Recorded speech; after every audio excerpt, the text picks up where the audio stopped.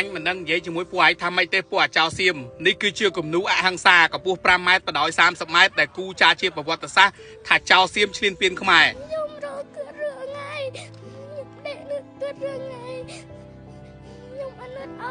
nhung xin na bây ức ca ngày ti mà phay buồn tao cất banh tao cướp thả cất tao nhung nực cười nhung xin na cướp nhung cất tao su na đừng bị ngày mà phay buồn rồi mà đau bên này cất tao su cái đằng chân nhung nhung được coi tao nhung ôm nhung năng vì con tập cho một thật nhung ăn nứt cưa đó hay nhung rồi cưa rửa ngay nhung để nứt cưa rửa ngay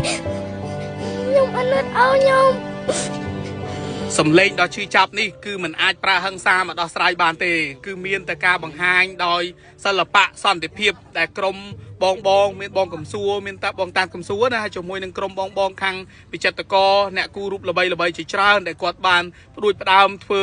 រឿងនេះឡើងសិល្បៈគំនូកម្ពស់ 5 ម៉ែត្របដោយ 30 ម៉ែត្រនេះគឺគូឡើងដើម្បីចង់បង្ហាញពិភពលោកថាកម្ពុជាចង់បានសន្តិភាពកម្ពុជាអត់មានចង់បានអំពើហិង្សាប្រើហិង្សាចំពោះប្រទេសជិតខាងណាទេកម្ពុជាអត់ដែលឈ្លានពានប្រទេសណាទេហើយរូបភាពមួយនេះគឺបង្ហាញពីភាពឈឺចាប់របស់ប្រជាជន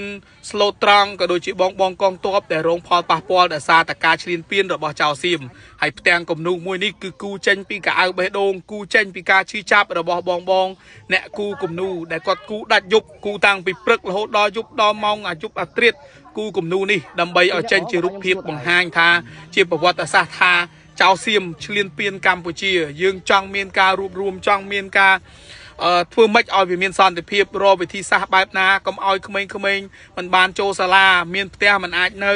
អានេះសិតតែជារឿងផលប៉ះពាល់ដោយសារតែសង្គ្រាមសួរថាហេតុអីអ្នកឯងចង់បានសង្គ្រាមទាំងដែលប្រទេសកម្ពុជាជាប្រទេសតូចប្រទេសដែលមិនដែលឈ្លានពានប្រទេសអ្នកណាទេប្រទេសអ្នកឯងធំហើយសុខសាន្តបែបអ្នកឯងទៅកុំច្រឡំថាកម្ពុជាទៅចំណែនឈ្លាននេះចង់ឲ្យប៉ះពាល់សេដ្ឋកិច្ចរបស់អ្នកឯងអត់មានទេប្រទេសតូចមិនអាចធ្វើបែបនេះកើតទេអរគុណជម្រាបលា